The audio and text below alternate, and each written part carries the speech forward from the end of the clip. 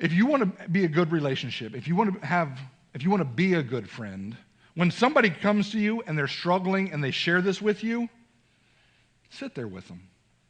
Just listen to them. Don't one-up them with how you had it harder at one time, or a friend 10 years ago, someone you heard about, had it hard. Small in your life, but it's big in their life. And if you immediately want to one-up them with, well, one time I did this, or I went there, or I had this, or you just hurt the relationship again. So we've got to figure out, like, how can I nice job. And you killed it. I knew you were going to do that. I saw that one coming in you. And then the person wants to come back a little bit more.